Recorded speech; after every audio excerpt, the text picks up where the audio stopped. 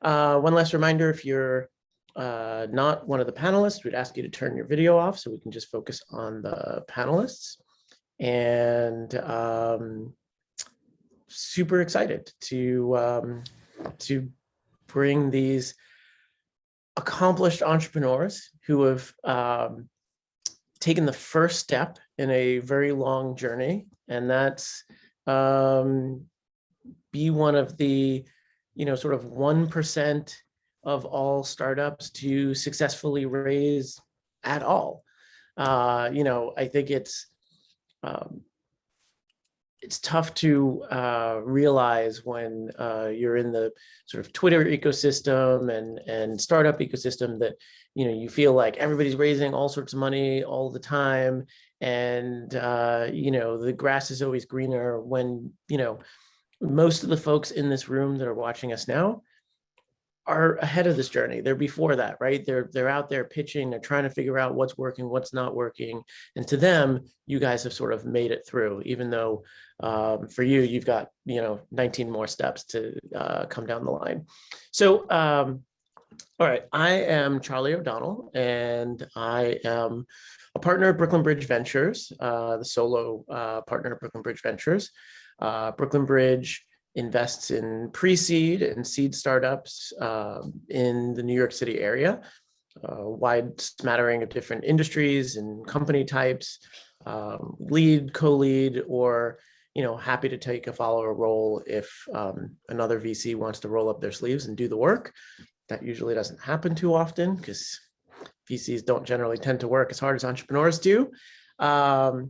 But also happy to play that role. And I've got 3 founders that over the course of the last year have successfully raised a round of financing. And I know at least one still might have some of that round open. So if we've got any angels or VCs in the audience and you like what everybody has to say, feel free to contact everybody.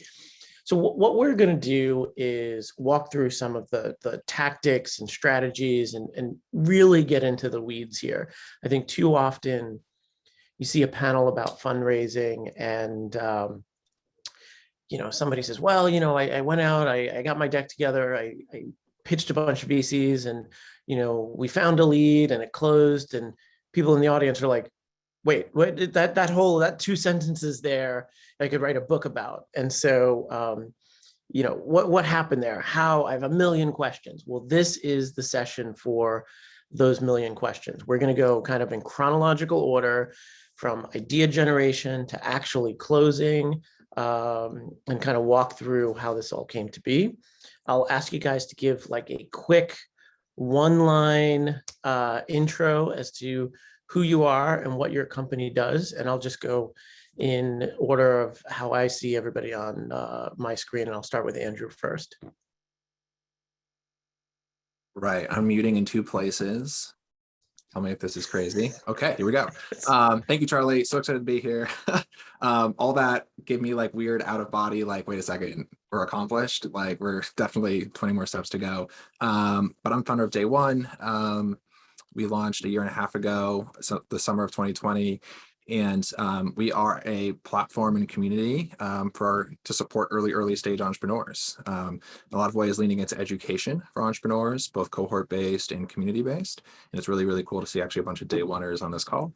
And feels weird to be the panelist because we do a lot of these inside of Day One. And it literally was at one of Charlie's not a pitch sessions that Day One literally was spoken into being for the very first time. So this is kind of full circle in terms of our journey. So thanks for having me. That's super cool to hear. That's awesome. Thanks for coming.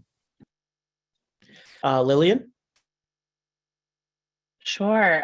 Thanks for inviting me as well. And I can't wait to join Day One, learn more about Day One. That sounds perfect for me. I'm one of the founders of ShelfLife, and we are a B2B marketplace for ingredients. So we work with a lot of food and beverage manufacturers and brands and help them find their raw materials all in one place. We truly launched January of this year, but I've been working on it since early 2020. And we closed out our seed round right around May of this year. Cool. And Hayley? Okay, cool. Can everyone hear me? Yes. Okay, great. Hi, I'm Hayley. I am the founder of Chill Pill, which is a peer support mental health platform for young women, anyone who identifies as female or non-binary, and particularly teenagers. So right now we're in the middle of building our community and building our app to essentially connect young women with other young women who get what they're going through so they can support each other in their mental health growth. So really exciting. I closed our pre-seed round, I guess, in July of this past year, and have been hiring and building ever since. So yeah, it's been a lot of fun. Thanks for having me. Cool. So the first thing I'm going to start with is just the idea generation stage and deciding that what you were working on was something that you wanted to move forward with. Because, I think a lot of folks, some folks have the one idea that they can't put down, but other folks, it's a little more iterative. They want to be entrepreneurial. They're maybe they have a couple of things going on. And so, Hayley, I'll start with you. When did you decide that, and how did you decide that this idea was something that you needed to start working on full time? Yeah, so I was actually kind of lucky because my last job before I was doing this, I was the director of a STEM program for high school students. And even though it was a STEM program, I'm very open with my own mental health journey. So I ended up talking with these teenagers like every day for 2 years about their mental health. And so really it was just a lot of time kind of, I wasn't even really planning on starting a mental health company at all when I started working there, but just getting a lot of learnings from talking to, my future users every day for 2 years was super helpful. And it was like, let's see, probably March of this past year. So kind of just starting to get out of COVID and just seeing that so many of my students were like, I just need to find friends who get it. I don't really need therapy. Like, I'm just really lonely and I don't really know what to do. So I ended up building Chill Pill, like kind of on Discord on accident. Like I was like, I'll just pair people up in small support groups. I'll give them prompts to answer daily kind of in public so people can see they're not alone. So pretty much tested like 2 main features, which was audio only support groups and like kind of daily reflections in public, if you will. And they like loved it. I had like 100 girls on there and they loved it. And for like, I don't know, maybe a month or so. And my mentor was just kind of like, yeah, you could start a company off of this. So I was kind of lucky because I was able to do it while I was still at my other job because I was still directly working with that demographic. So it was really, I was just testing it before, but I didn't really know that it was going to be a company, although I always knew I wanted to be an entrepreneur. And I think the best advice I got was like, until you find something where you're like, I am the best person in the world to be building this for this like user, then like it's probably not right. And that was the first time I'd ever felt that way, like super strongly. So I just kind of went for it. So I just want to drill into one thing that you said. You dropped the fact that you had a mentor that you took advice from, and people get a lot of advice related to startup stuff and they hear a lot of different things. What was it about this one person or the nature of this like mentoring relationship where you're like, okay, like you're somebody that I should be taking like entrepreneur advice from? Mm-hmm. Yeah, it was someone who I had worked with at that job maybe like the year before. So we had worked closely together. So I really respected how he worked. He was also like running a company at the time as well. And so I got to see him like be an entrepreneur up close every single day for over a year. And I kind of showed him like I was on top of like my shit, like I could do things too. So we kind of had this like really organic relationship that grew over, the course of a year or so. And so that I was kind of just like, I wanted what he had, and not in a way where I was like, oh, I'm jealous or envious. I was just like, this is someone who I really admire how they work, how they treat their employees, how they ideate, like how they, how they're thinking from first principles all the time. So I got to just learn from them a lot. And then, maintained that relationship. Yeah. So, yes. That was kind of the process. And then I just stayed in touch, and also as just someone who like really invested in me and my career growth even way before I knew like what type of company I was going to build. So yeah. Cool. Lillian, so this idea, why this? How come you know, how did it meet your own personal pitch criteria? Sure. Yeah. How did it meet my own personal pitch criteria? So I came across this issue as I was working on my own spiked seltzer brand with a couple of classmates. So I was fortunate enough to be, or I made the decision to go to business school. And that gave me the chance to explore if I was, if the timing was right for me to start something, if I had an idea worthy of pursuing this full time after graduation versus getting a job to pay off the loans that I decided to take on.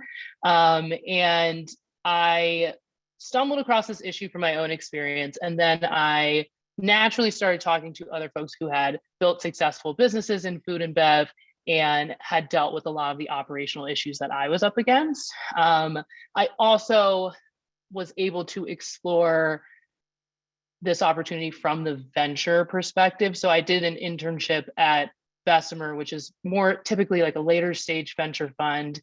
And it really was because I felt like I wasn't qualified enough to go and pitch my idea in venture. And so I wanted to see things from the other side. And I really realized, I really respect folks that go in and pitch their own concepts and build their own businesses. And that's what I want to do. So that solidified my desire to be an entrepreneur as soon as possible. And then I also was working in the B2B marketplace space. And so as I was seeing B2B marketplaces come to market, and then also working through the investment landscape of B2B marketplace, I was like, oh my gosh, I can tie what I was working on prior on the spiked seltzer brand and the issues I was facing with these really, really incredible business models. And so one, I didn't necessarily think I was like the best person to attack this issue. Like I don't have a background in ingredients or supply chain or any of these things, but I did face this problem firsthand. And I actually still believe like no one else will tackle this problem and bring the right people together to address this issue of how do you find ingredients at the best price? How do you build transparency in the space? And how do you build a marketplace and an ecosystem around this very specific problem that's faced by tens of thousands of businesses every day? After that revelation, I hit the ground in terms of visiting manufacturers and visiting primarily breweries to start, because those were the easiest to get in front of, and just watching them and understanding their problems with purchasing and how they did pricing and ways that we could think about this on a larger scale. So it took me a while. I think it took me about like a year and a half to realize like how to approach this big challenge from a technology standpoint and using my past experiences. But I think fortunately I was in this kind of education learning mode. And so that lended well to it. And then I realized, who do I admire kind of in my work life? Who do I want to emulate? How do I get there? And how do I lean on them to help me get there? You hit upon something I think is important. The idea of just watching the customers. I personally see a lot of startups approach people with, would you use this? Would you want to buy this? Or people in their circle, right? Where maybe they come from an industry and they have a connection. And so somebody that they know gets asked the question. And I think people want to be supportive. And so they lean toward saying, oh yeah, this is cool, this is awesome, or whatever. And so many times too, like I get demoed things and people show me exactly how something is sort of supposed to work, when I would really prefer to just have them watch me attempt to use something. And you pointing out that like just watching somebody, how they do their job, how they focus on it, what's important to them, asking a lot of questions before you actually pitch the thing. I think is so incredibly important. Yeah, absolutely. And I think the nice thing about, we started with breweries, they're places I can walk in, I can start building relationships. I would watch them and hear their problems. And then the next time I'd be like, can I schedule a follow-up meeting? And I'd really just like, it was me and another undergrad that I was actually working with as well. And we would just like sketch things out a lot of times on paper and sometimes just create things in like a Google slide or something and say like, would this be something that you would use if it were built? And this was something that we like might not be able to build for like another year, but it helped us get closer to something that's useful versus like maybe like not really, like what we have right now is perfectly fine. So definitely really scary to do, but I think worked out in the end. Cool. Andrew, what about you? How come you couldn't put this down? Yeah, absolutely. So prior to launching day one, I spent a few years at a venture studio. So what we do in supporting founders, I was in a different mode, like in the game, working with these entrepreneurs. And so I'm kind of taking it from the side of like personally, I just wanted to be like these awesome people. They were the cool, they were doing the thing. And I was this kind of player coach, I was in a VC firm, definitely seeing it from the side. And I was like contemplating, is this a chip on my shoulder? It's not that much of like a thing. I just like, I got to get this shot on goal, right? I have to go from being this like sideline player to trying it out. So as like 3 years at Human Ventures where it was getting there, I was just getting antsy and I was like, okay, I can jump into the game and try something myself and be the point person. So I kind of had that brewing. I think that's important in terms of like what gets you like to the starting line personally. And then pretty much like Hayley, I was just working with these people, entrepreneurs, right? And like every VC firm, we had a lot of folks talk to us. And because we were a venture studio and literally so early, and like the way Human Ventures works is, intentionally being the like earliest stage you could work with a VC, right? That's the studio game. But we still said no, or still weren't a fit for the vast majority of folks. And so that's the insight for day one. How do you support those folks? And so in some ways, that's probably revisionist history. It probably wasn't quite, and that's what we're trying to get away from. Probably wasn't that clean, but I guess at the same time as the world was entering into a pandemic and like different types of communities were needed, virtual ones, cohort-based ones. On Deck was actually very, very early. Not everyone had heard of them, and but I had happened to come across them, and I was like, "What the heck is happening here?" So it's like a business model met like my personal experience, met my like desire, and that was the summer of 2020. And then the last kind of piece I think that's relevant for this audience and the story is we didn't necessarily jump into this as intentionally trying to build a venture-backed business. So part of the math, like I love the way you said it, asked it to Lillian, which is like, where was your personal like investment criteria? We went full time on this, not necessarily like thinking we've got $1 billion business on our hands, but that like we have a really good shot to build a business. And we really only jumped ship after we had a applicant pool in the hundreds of people wanting to join our program. So in some ways we hyper de-risked it before we launched. And I think that's important about like literally getting us in the game in terms of making this, get into I want to ask you a specific question about On Deck, because you went into a space where there was somebody who, at least in the the startup ecosystem, had gotten out a little bit, but in the bigger world was still not quite there yet.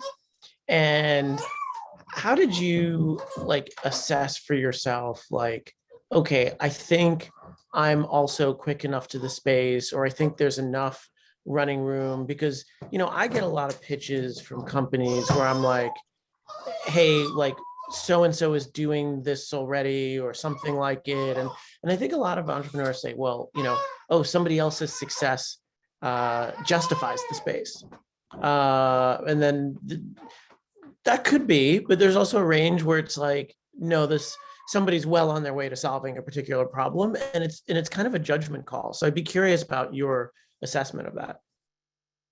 Yeah, for sure. I am hyper aware of On Deck, and I was a year ago.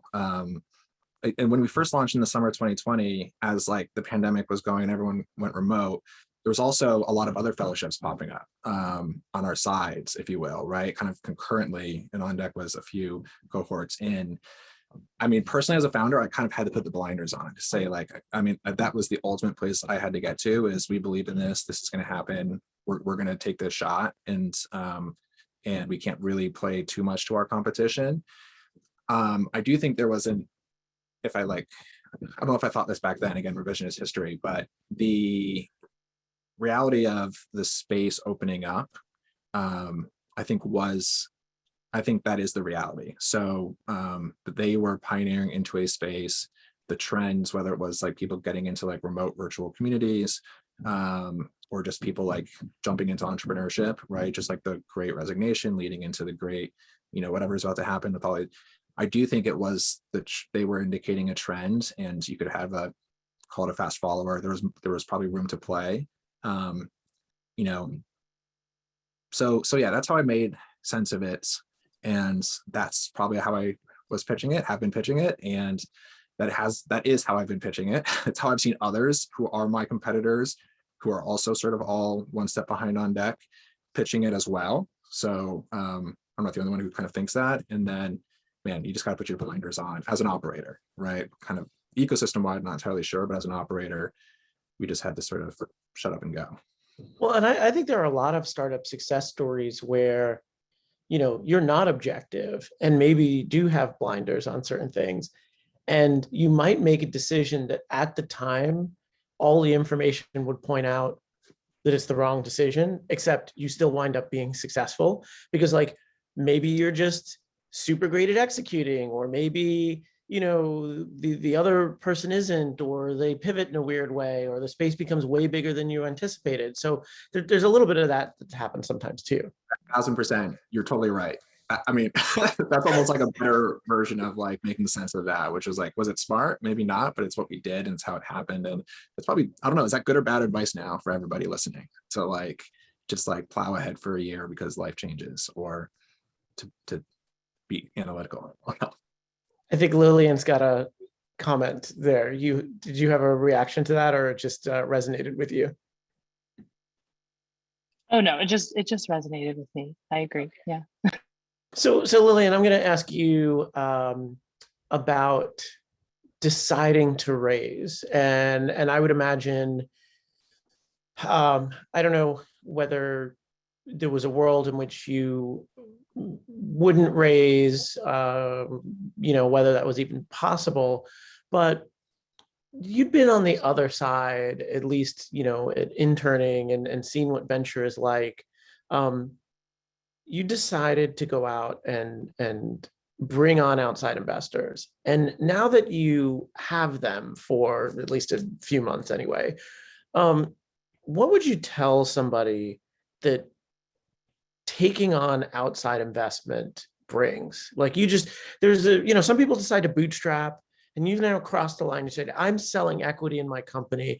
I'm bringing other people in. I'm responsible for their capital. So first of all, like, was that a choice or was that a necessity? And now that you've done it, like, what is that like? Yeah, I think that's a really good point. My co-founder and I decided that we wanted to run a venture-backed business from the beginning. We wanted this to be something that had a pretty outsized return on investment and could potentially make a really big impact on what is a massive global industry. So that's the type of business that we want to build. Where we kind of see it going, or like the changes it could take, or if we raise any more capital after this, we were kind of open and taking it year by year and seeing how things flesh out. But we knew from the beginning we wanted the resources to address it in that way. I don't think that's the right move for every business. My co-founder worked at Blue Apron and has opinions on how that shook out. I also worked at a venture-backed startup before business school and before I just started to start my own thing. And I think they took on too much capital. So I knew the issues of taking on capital and what that does from a dilution standpoint, what that does from a return standpoint for the co-founders and then also the employees. And it was just we wanted to take this initial step, but where we go from there, we wanted to leave the door open and be rational about what the different pathways could result in for us and employees. And post-investment, I mean, we definitely were diluted. We did not give away any board seats. And I think that was really important for us to maintain control and maintain our co-founder relationship and the ability to make decisions together and not have external influence. I mean, we do have regular board meetings, but at the end of the day, we're the decision makers, which is nice. I do feel responsible for updating investors on a monthly basis. I send monthly updates. I hear their reactions. There's pressure to move fast. There's pressure to burn the capital that they've given you, for better or worse. They want you to learn as quickly as possible and see if this is going to You mean invest in wisely, not like just burn. Not burn, but I mean, they're like, to me, I see where they're coming from. And then I also see where I'm coming from of, we do have money in the bank. We can make it last so that we can learn in the smartest way possible. And a lot of times venture is just like, learn as quickly as possible so that we can decide whether or not you're worth our time and like money, and kind of plan for the future, because they want to see return, within 7 to 10 years. And it's like, if you're not learning quickly enough and moving quickly enough and like breaking things and fixing them and seeing like how like quickly you can really get on that hockey stick kind of trajectory, like they get nervous. Whereas like, I think we're like, okay, great. We have the capital. Let's stretch it out. Let's make sure we're approaching this in the smartest way. So there's like a little bit of conflict there that I don't think, ever would happen if you're just like, how do we make each dollar kind of return more money and like grow this as a sustainable business. So it's definitely a different mindset. And, hiring decisions are made quicker, maybe letting people go decisions are made quicker. And it's just more pressure, and you've given away part of your business. So definitely not right for everyone. Definitely doesn't make sense for every business. So Hayley, you have a business, as opposed to like Andrew, for example, where Andrew's helping entrepreneurs. It makes total sense for a platform that helps entrepreneurs to potentially be backed by people who invest in startups all the time. And, you have a business where people are sharing personal stuff. There's a lot of sensitivity around the brand and safe spaces and all of that sort of stuff. Was that a consideration for you in terms of taking on capital when your community might sort of want to know like who's behind this and what goes into this? I did definitely think about it. I especially thought about it in terms of like, should this be like a not-for-profit company or a for-profit company? Because for me, like I'm doing this because it's based like, especially at the beginning, everything I was building and testing was based very largely on my own personal experience with like my own mental health journey, having gone through the bulk of that, or at least some of the hardest parts of that when I was like, 14 through 18, essentially, which is why I'm building it for this age group.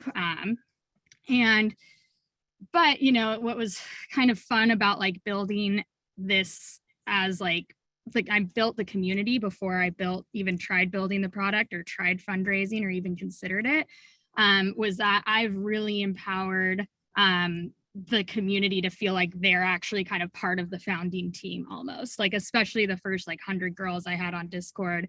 I was just like, you guys are the founding members of Chill Pill. Just by being here, you're helping so many other young people in the future get help for their mental health and help them not have to go through their mental health struggles alone. And so really like, and I don't really know why I did that, but I genuinely felt that way. Like we're building a product for a community to have like a better home for this community than on Discord, rather than building a product and having to find a community for it. So I kind of like, I shared the whole fundraising journey with them. I was like, I've just started like fundraising. I showed them, they have seen all of the iterations of our like brand like our brand identity book. They have seen all of the mock-ups. They've seen everything like that. Like, and so I've just really like brought them along for the ride. And like so the feedback I have from them is like, they're really excited about it. And they're really happy that like Chill Pill was able to raise money, that we're able to grow, that we're building things like, you know, they've met all of our like other employees that we've hired. So I don't know. I think I just naturally, like, I love building community, especially for that age group. And that's what I'd been doing in previous, at my previous job. So I kind of just naturally did that, but I found it worked really well, because even though it is like they are sharing sensitive information, it's not like my like investors are like listening in on their like peer support groups or anything like that. Like there's this big like level of trust, especially with the early community members in Chill Pill, where I'm like, you know, the only people that are going to be in these meetings or seeing this stuff are like me and like my 2 interns and now like our community manager. And I'm just like super straight up and transparent with them. And so that's been cool, because it really feels like we're building something with like 100 people or like 300 people rather than like, you know, 5. So yeah, that was my strategy. So Haley, I'm going to stick with you for a moment. Let's talk about like the actual sort of nuts and bolts of the raise. So first of all, before you do anything else, or I assume before you do anything else, you come up with a number. You say, hey, I need to raise capital, and you have some idea of like the how much. How did you figure out what number that was? Was it the first number you came up with, the number you wound up with? And as much as you feel comfortable sharing about that would be super helpful. Yeah, totally. So I had one friend who was like who used to be an analyst at Union Square Ventures. And so I'd met her like years before. And so I went to her before I even like wanted to, or before I even like thought I was going to raise anything, because I like didn't have a co-founder, wasn't fully fleshed out the idea. And so I went to her and was like, hey, can I get just feedback on like this idea? I don't even think I had like a pitch deck or anything. And she was the one, she was like, you should raise right now. You can definitely raise right now, like off of this story. And I was like, okay, cool. Like, I don't know anyone in VC.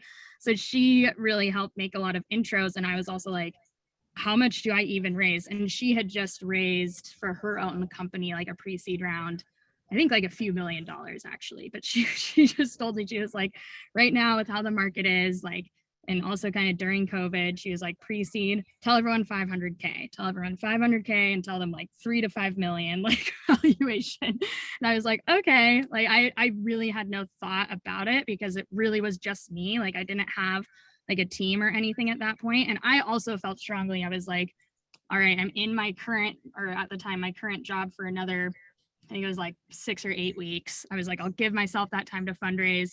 If I haven't made anything, I'm just gonna go build this, like, and then we'll see what happens after that. So I just And is 500K the number you wound up with? No, I ended up being almost like 1.2 million, but she said that's what would happen. She was like, here's what'll happen. You'll tell people 500K, you get like a first check, might be like 200 to 300 to 400K, then your round's almost full. And because it was pre-seed, I was raising on like on convertible debt.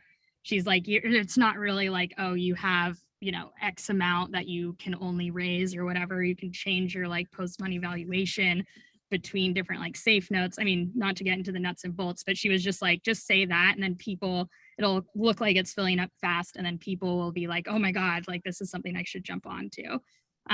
So that's what I did. I just asked for that. And that's the advice I've given other people. Like, but I was also pre-product, like I was just idea and me.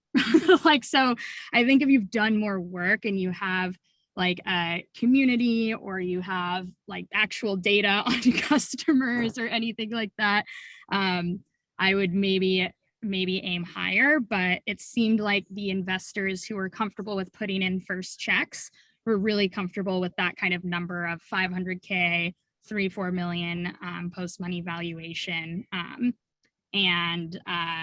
Yeah, so that's like, I didn't even know, like my first check, I was literally like, they were like, what's your price? And I didn't even really know what that meant. Like I wasn't incorporated. I didn't even think anyone was going to give me money. Honestly, like said that at the meeting, I was just like, 3 million? Like, I don't know. So that's like what the price ended up being for the first check. So like, probably be more intentional about it than I was, but in hindsight, I think that was like about right for what I was trying to do. So yeah, and So really the only reason I raised more than 500K was to get me more runway. So that's like, I could have done it on just 500K, but that just like gives me more time between having to raise again. So we had a couple of questions in the Zoom chat, and you know, it's funny because what I try to do is bring folks in who didn't necessarily like not former VCs necessarily, and you know, I forgotten about Lillian's stint at Bessemer, and it's just kind of random that you happen to be friends with somebody from the VC world. But I think, you know, the questions about like founders without connections, and my assumption in the way you're telling the story is like, this analyst from a VC firm, this is not like your best friend in the world. This is just somebody who hung out with her like once before. Okay. Yeah. So the idea that like it was like a connection, it is literally just the person in your network that would happen to know the most about this, not necessarily some special insider thing. Right. And I did not ask her for intros. Like I literally was like, I just want feedback. I was like, she probably out of anyone I know, well, she's seen a bunch of pitches. So like, she'll know where I stand and what I need to do next. And I kind of tell people that I'm like, if you know anyone or like a friend of a friend or something, just to like get feedback on initially your pitch, your idea, everything like that, that was super valuable. And then she offered to like make some intros based on that. And like those people then kind of offered, like I kind of just followed the breadcrumbs of that. So it was like initial kind of like toe in the door, but I find that it was kind of effective for me to just like not even ask for intros. And it's almost like you kind of earn it once people are like, oh, I'm like, this idea is a good one and you could raise right now. I would not have raised had she not said that. So like that was I think really that's true. I think that's definitely impactful. largely true. Like if you come out of the gate asking for intros, you kind of skip the part of getting feedback, and you don't know whether the person actually feels comfortable. Sometimes it could be a little bit awkward. I'm more than happy to, like, if it isn't a fit for me for whatever reason, or it's outside of New York or whatever, if somebody's raising on a really good idea, I'll make the intro. I'll offer the intro because I want to offer my network great opportunities, even if it's not necessarily a fit for me. Lillian, your time at Bessemer, did you leverage that at all? Like, did you pitch them? Did you like, was that helpful at all, or just was it pure knowledge? It was helpful for my like imposter syndrome or like level of insecurity around like what being like pitching to a VC symbolized. Like I was like, I really need to have everything together and I'm really nervous about this, and like they're probably thinking I'm so underqualified and all these things. And I think it helped me realize like who's on both sides of the table. Bessemer didn't put $1 in. I did pitch to them, you know, I know what calls that they've made on different investments. It gave me the confidence, I think, similar to Hayley, of like, I can do this. I'm ready to do this. I've seen people do this. And these are things that I should generally look out for. It definitely sold myself a little bit short on different things, but that's just what I think you do as a first-time founder anyway. So I would say like my time there, I was only there for 3 months, gave me kind of the lay of the land, and how there's a lot of groupthink that happens, and sometimes decisions are made that you don't agree with, or, you know, there's just, everyone's a person. And so like, that's one thing that it taught me that I think was really valuable. I will say going to business school and names and things like that definitely play a role, and who you're able to get that first meeting with, whether it's just like an idea share. And then it's like, you know, you have to have like the first breadcrumb to then follow the breadcrumb. So like, it's definitely, these networks are really valuable. Definitely, you know, for worse, it's hard to get that first introduction.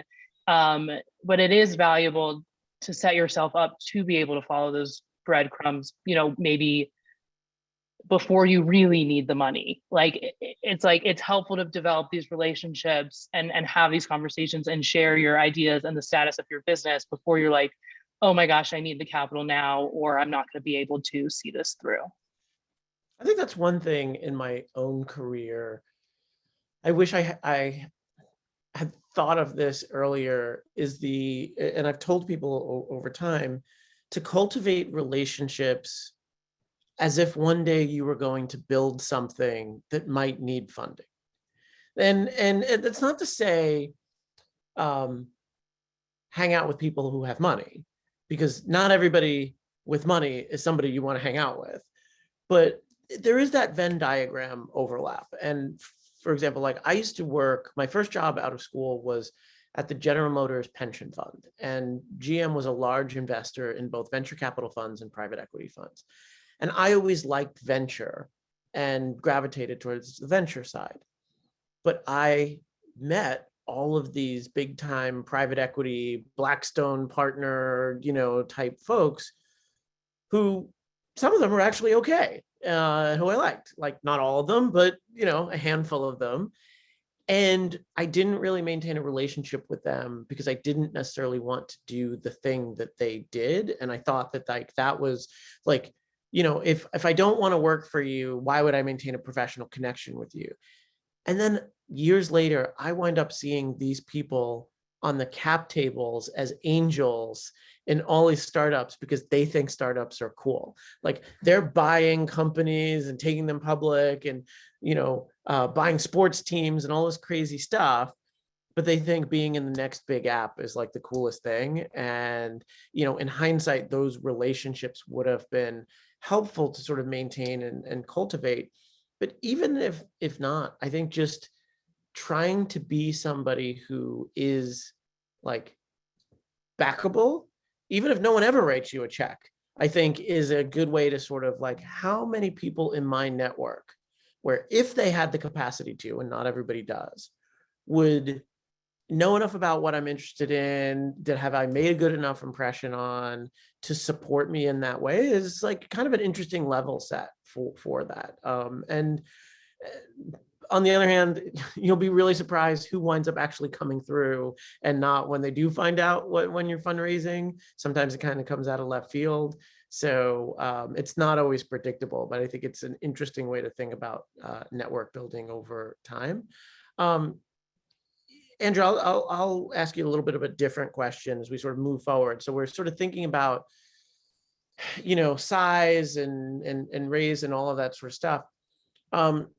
When you first crafted your pitch, how did your pitch and the work that you did to prepare change? Like, was the first deck the deck that won everybody over, or did you, what did you learn in terms of the information that you needed to have at the ready to convince people? For sure. Actually, I'll just answer that building off of the point Hayley was making around like getting that piece of advice. The first thing we did once we had a version that was like, we could literally talk through it, like it was complete, was we got 10 founder friends actually. And I guess that's definitely a advantage I had. It's kind of been in that VC world and more from the founder side, but we just like founder friends speed up your idea in a way that they've already taken hundreds of pieces of like feedback and like found the nuance, and then they can replay it back to you, versus like VC feedback, you kind of know that's a data point, right? And so I found that super valuable. Is we basically just had founder friends come alongside and like work with us. But no, we iterated a lot on the deck, on the pitch, mostly through that experience of getting a bunch of founder friends spread out over 3 or 4 weeks to throw tomatoes at it. We even like tried some pretty divergent things, because if you're going to go through that experience of like feedback that's almost literally contradictory, right, between different people. And so we took like one hard left turn when someone was like, make it like this story, don't give any details. Like huge block text on slides, like 0 details, leave them wanting more, like make it like a cinema experience. And we tried that version of our story, and then the next 8 people were like, but I want to know how you're going to make money, because And so we kind of went back almost all the way the other way. So we pretty much tried all these different styles.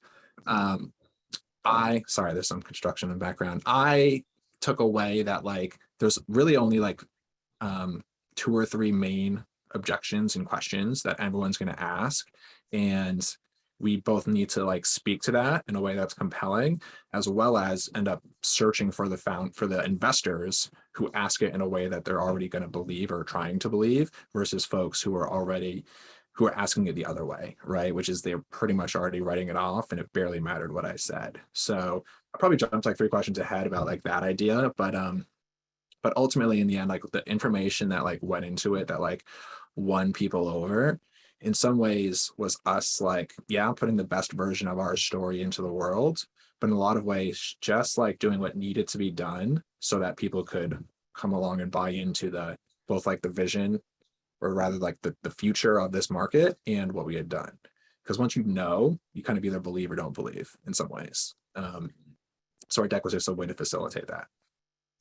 I'll ask you to give one quick plug for that app that was the background noise blocker, because for those of you who didn't catch the beginning, everyone on this panel is both hearing the Zoom, but in the background we have our phones going. So there's a Twitter space, and I heard the construction noise on my phone, but I did not hear it through the Zoom. So that app works, whatever it is that is blocking out your background noise.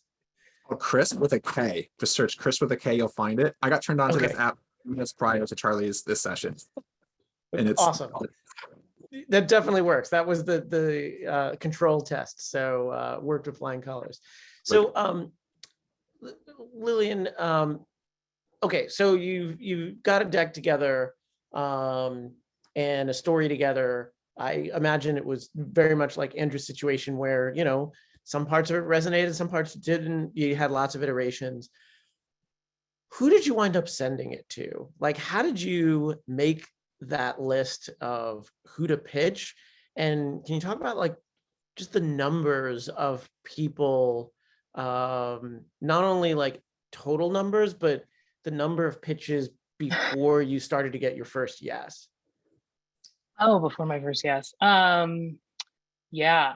So I think the list is really important. I definitely tried to come up with a thoughtful list, but I think 2 things are important. Like, can you get to them? Do they have experience in your space at all? Because I think it's pretty difficult to both educate and convince people to get to the point where they have enough conviction to give you money if they have no kind of background in the space, other investments, whatever you can find out. Then the other issue, kind of point of confusion I ran into is like, we were kind of straddling like the pre-seed to seed stage of our business, but we were going after a seed level round. And it's like, do we want to talk to folks that invest in pre-seed rounds because that implies that their valuations will be at a certain level? Or do we want to say, okay, let's kind of avoid those because that doesn't match with what we're going for here. And so like let's only focus on that. So understanding their check size, their valuations, and also their industry was really important. And then I created basically like something I would do with customers or something, like a huge list, had the people that I had in mind to get in touch with, the status of those meetings, and it ended up reaching around 98 different funds. And the way by which I got in front of those folks were through a variety of different introductions. Again, like it sucks that it is this way, but I think, you know, I didn't necessarily make many like cold, if any, that I can remember, cold outreach to anyone. Like I do know that works. And like, especially if who you're cold outreaching to is like in your space and understands it.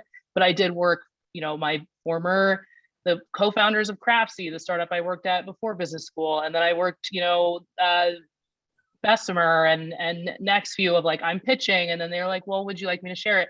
I also would be wary of having folks share and intro you when they've already passed, because I do think sometimes you don't want that intro coming from someone who's not necessarily your best advocate either. So being strategic about that.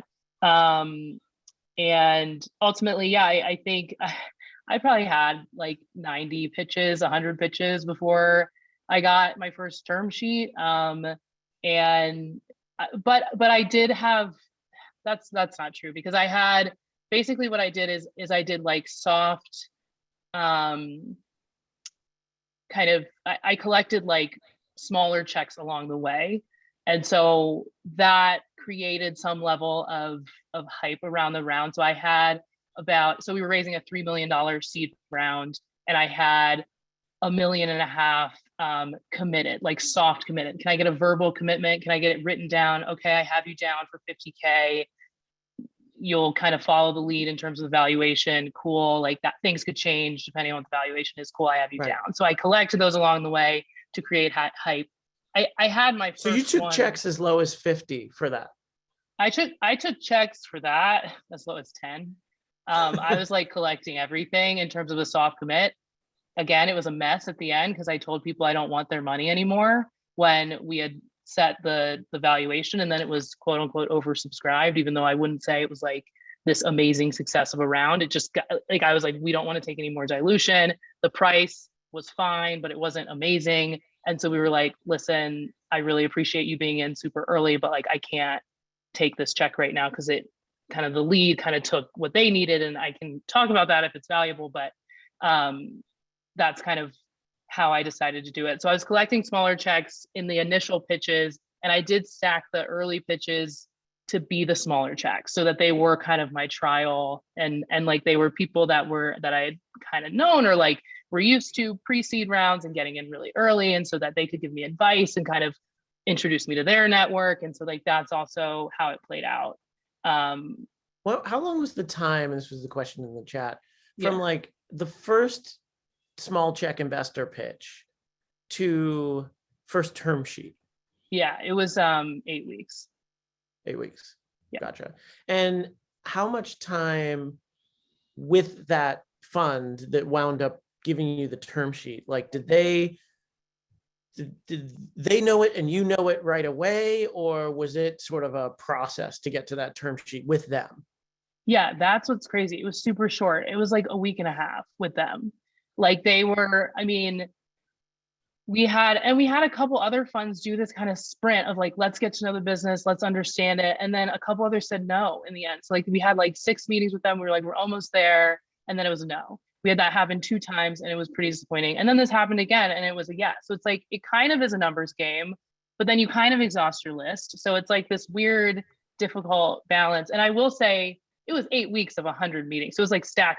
It could have been drawn out longer, but I decided to rush it for better or worse.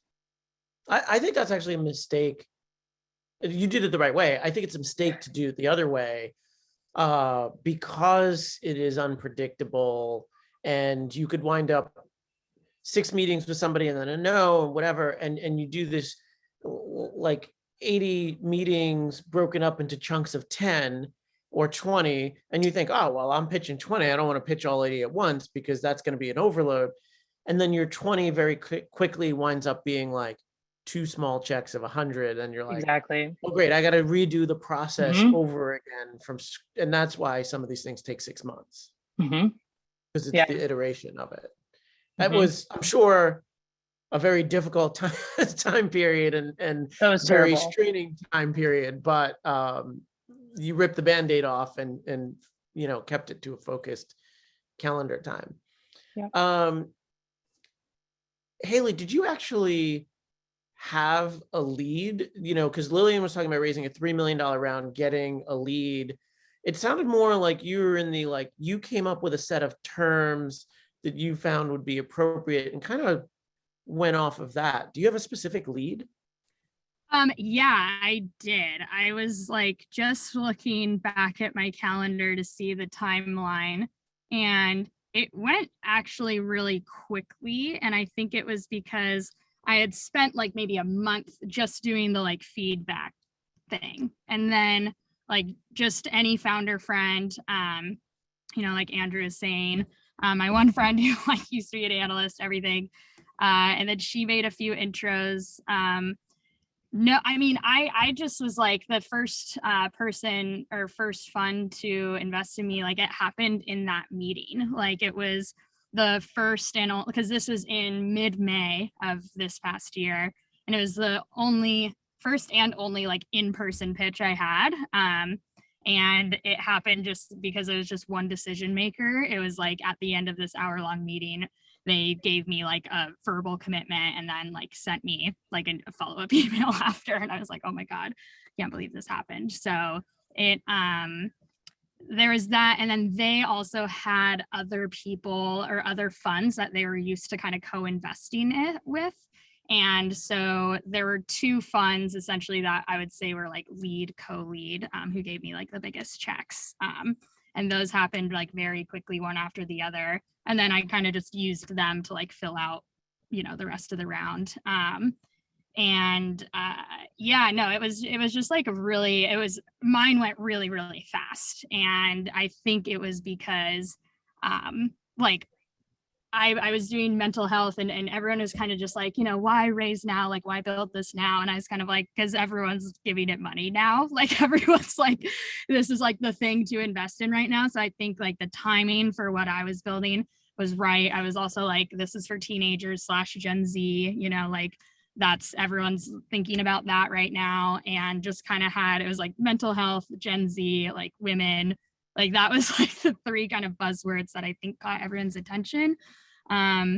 So yeah, but I kind of just like went with their terms. I had no idea what I was doing. Like I literally had no idea. And I got lucky because my first like two main investors are used to working with people, just founders with just an idea. So I think like one of the biggest lessons I learned kind of on accident, but I tell people is like, if you like, it's so important to talk to the investors that are used to investing in whatever stage or maybe whatever like area that you're building in. So I just got lucky and talked early on to investors who are used to being for years have been like first check-in in companies. So that was like really key. Yeah. Awesome. And are you a solo founder or do you have a co-founder? Solo founder, which like that was the reason I waited maybe a month to even raise until my friend was like, no, you could raise now. Cause I was like, I need to find a co-founder. Like that was some feedback I was getting. And maybe, you know, I think it depends really on the company. I think if I was building anything else, yeah, I'd need a co-founder, but this is like the one thing where I'm like, yeah, I like, this is like my passion, like my baby, like this is probably the only thing I could like do on my own, quote unquote. And then I just built my team really quickly. So it doesn't really feel like I'm doing it alone. I get asked that question a lot about co-founders. And the thing I'll say is you absolutely need a team, right? You cannot do this on your own, just period, you know, but what shape that team makes can come in lots of different flavors, right? And if you think about a co-founder relationship, there's two variables there, and it's like, how early does this person join, and what percentage of equity do they wind up getting? And there are many employees that are around for the very beginning of a company that are not co-founders. They are on the founding team. They are there from day one. They are super helpful. They're awesome. Maybe they get more equity than a regular hire would get, but they don't necessarily get a, 20 to 50% equity stake and have a co-founder title and all of that sort of stuff. And I usually tell people, like, having a co-founder is sort of a next level of relationship. In a sense, if you think about, a board meeting, a future board meeting one day where all of the key decisions are made at a company, co-founder is the type of person where, like, you're going to expect them to be at the board meeting, right? Like, they're going to be, the person for whom, if you had a personal issue and had to leave your company, they would keep going with it. That's like the level of person that needs to be. And I see a lot of people take people who should be founding employees and make them co-founders, and it's a mess. Because if you have to break up a co-founder relationship, it can be very, very difficult. And there are a lot of founding employees that are not, ultimately don't turn out to be great co-founders or founders, frankly, solo founders who don't turn out to be great co-founders themselves. Like, I am a solo general partner at a venture firm. Like, I'm not a great teammate. Like, I know that about myself. That's why I just, started my firm on my own. I think you just have to know like what kind of working relationship works for you and what kind of working relationship your company ultimately needs. I think that's really important. Yeah, I think like the biggest thing I get asked by especially like young like female founders that I talk to now is like, what do you say when if you're a solo founder and you're like, and whoever you're talking to is like, well, what about a co-founder? Like, can you build this, or some question about like, why don't you have a co-founder? And I just was pivoting to, here are my first 3 hires I'm going to make. And if one of them ends up being a good fit as a co-founder, like that's definitely on the table. Like that's not something I'm advertising as part of the job necessarily, but if like that becomes a relationship where now you've built trust, you've worked together, maybe they become a co-founder. But I just pivoted to like, here's what I can do, and here's like the immediate like talent that I need on this team, rather than being like, yeah, no, I don't know, like looking for a co-founder or something like that. I found that usually got like a decent response from investors. So yeah. Cool. I'm going to go once around to each one of you, starting with Andrew, and I'm going to ask you to think about all of the people that said yes and all of the people that said no. And are there any general patterns that you can bucket in terms of, is there something that you did particularly well for the ones that said yes, that you convinced them of something in particular? And on the ones that said no, is there something that you feel like they just didn't get? And the other question I'll add on to that is, could you have optimized your time better with either group? Was there some way that you could have made the no's quicker or any of that in hindsight? So Andrew, when you think about like that pipeline management and that funnel, were there any signals in there in hindsight? I mean, I kind of already mentioned this halfway. Sorry for the Twitter users, you're getting some hammering, but it really was borderline binary. And I think that's just the nature of this business at this time period, et cetera. People already had a thesis on it. And I was just unpacking that like we were well on our way to building in it. We probably showed that we had our own ideas about how to make this thesis come to life. When it comes to kind of modern day education, the future of work, entrepreneurship, et cetera. So as ed tech investors, and I probably could have honed in a little bit harder, a little bit earlier to say, you have to be ed tech future of work, who also hasn't already invested in on deck. That probably could have created a really small event that would have been like the highest hit touch point for us. The other one actually super awesome that I'm like really proud of is that we had a lot of mentors and fellows invest. So we kind of had like, we definitely had the most rolling journey on this panel in terms of like, we started in the summer and we are just now, safes are out, closing our $1 million round. And we very much started with like people who were close to us. So that worked for us to like we built for a year. We had a community. A number of those folks came in these small 10 to 25K checks. That got us rolling, that got us to EdTech investors, that then, our final, half of our round is taken by 2 bigger 250K checks, but we definitely had to like get the ball going. So definitely a focus and definitely early believers that we kind of earned, right? And kind of built a community out of nothing. So I don't know what that does for people, but yeah, we could definitely focus. So Lillian, any patterns in there? Yeah, I think it kind of aligns with that. It was really hard to get. I got the like sentence I kept reading over and over when I got a pass was, we just like can't build conviction in the space. So it's like I couldn't do much to convince them that this industry was big enough, that our approach was the right approach, or that we could build a digital marketplace in this space if they didn't understand food and beverage manufacturing from any angle or have any sort of like former experience with that space. So that was really tough. The other thing I would have put more attention to is finding angels, maybe like former founders or former industry people, to like soft pitch to and just see if they're interested in investing.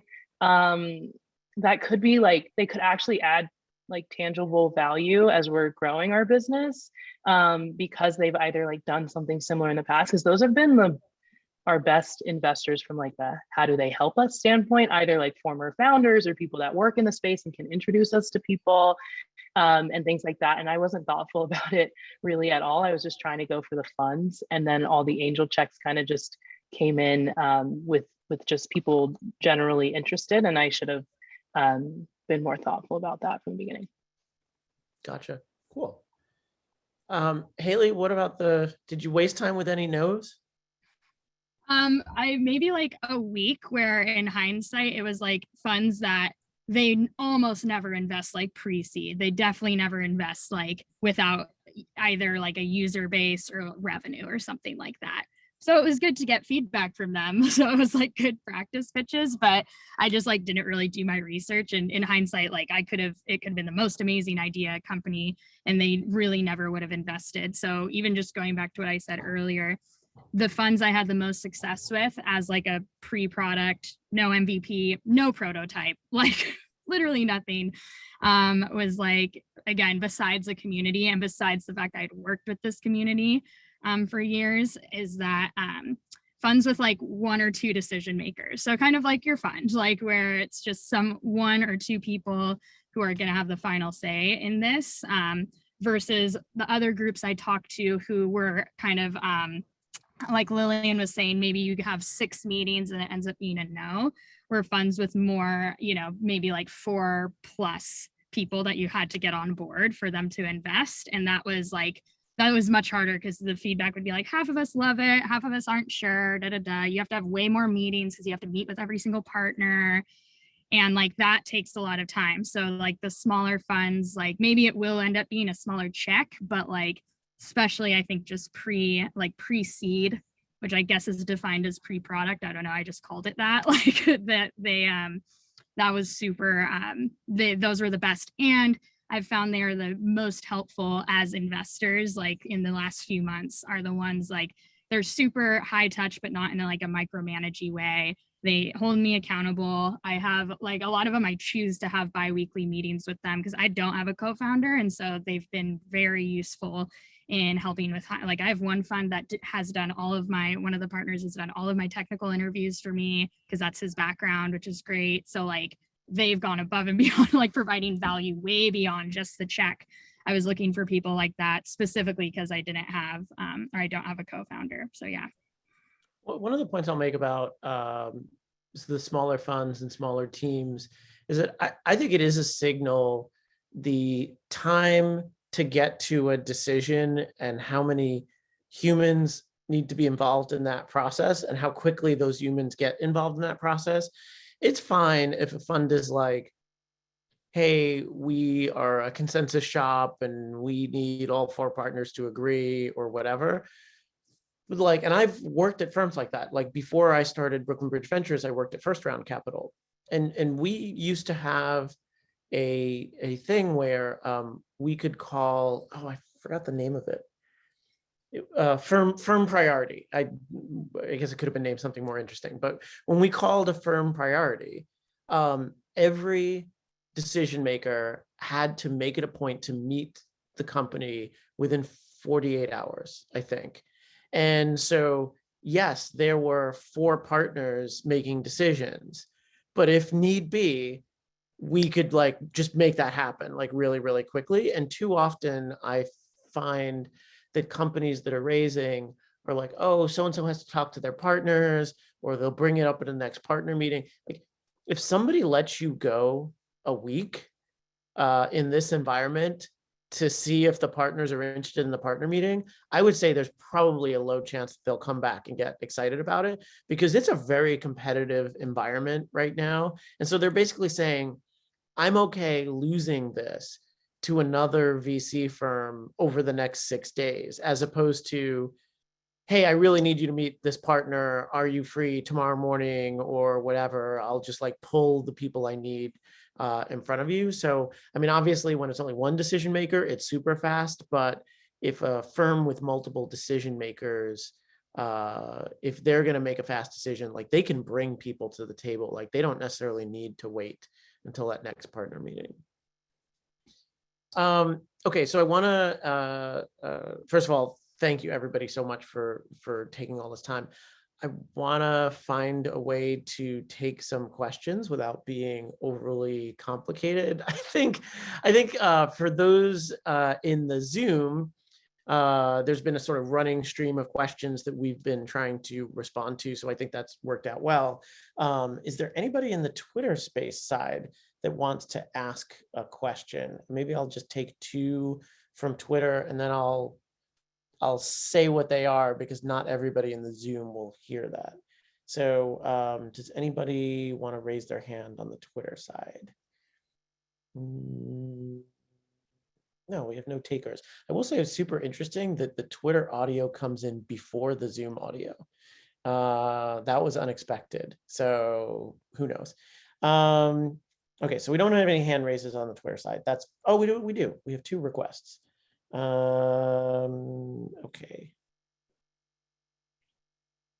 So Kurt. Oh, I can't hear him. Shoot, hold on. Wait. Okay, Kurt, now I can hear you. What's up? Thank you. I was gonna say, no, I have a question. I didn't know exactly how to raise my hand. So as a founder, when you speak to someone or you give a pitch, say you thought the pitch went well, obviously everyone thinks they pitched in an awesome fashion. And you don't get a response right away. How often should you wait until you actually ping that person back or ask them, hey, what did you think or anything like that, or should you just leave it alone and let it go? Okay, so the question, I don't know if everybody on Zoom was able to hear, but I put my phone up to try to manage the AV here. But the question was, you don't get a response right away. And, you know, how, just on the follow-up on, you know, the responses, like, should you keep pinging them? Did you guys have any instances where you didn't get a response and did you just let him go? Or was there any positive to the follow-up? Did anybody get a yeses to people who didn't respond right away and it was just a case where they were just like busy? No. Okay. Yeah, actually. Oh, Okay. I'll Oh, quickly. you're good. We can hear you. I mean, our most recent check, that is the one that's not quite in the bank yet, came because I sent our very first investor update, which I only sent after we had kind of closed that first like big chunk of our round. And like that spurred a bunch of stuff on. So that's kind of different in terms of like following up, but I feel like that's maybe a little more standard. Like people would expect that, like you build that relationship over time. But this was actually more of a case of literally just being in front of them at the right exact moment, right? Which I think is the other Gotcha. principle. Is like people aren't like here to be like mean, so like hit them 4 times. Like if they're like ready to respond, they'll respond. They're not mad. Yeah, I would say they kind of fall in 2 categories. One is it's actually fairly frustrating to me if somebody sends me one note and they're like, we really want to specifically talk to you, and I just didn't see it, right? Like I just missed it. Like I get a lot of email, I give away money for a living, and there's just a lot in there. And sometimes you just don't catch it right away. And then they just are done and they just assume it was a no. And that's not the case. Like sometimes email is overwhelming and you don't catch it as you come through. So I think if you get 0 response, I do think it's helpful to follow up. I've never seen anybody get pissed off over follow-up. And you know what? If they get pissed off over follow-up, so what? Like you piss off a couple of people, like who cares? Like it's not going to ruin your round or your reputation or whatever. Like no one's going to knock you for being persistent, particularly if you have targeted an investor and you're like, I really want to get a chance to talk to that person.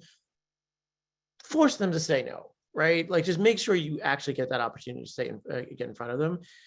I think once you have engaged with somebody, once you like someone has like actually seen the deck and you had a meeting and all of this sort of stuff, if you're not getting that follow-up and they're sort of giving you the pocket veto, the ghosting or whatever, like, then I think at some point you just, you know, cut your losses and you just, you know, kind of move on, because you had an opportunity to share it.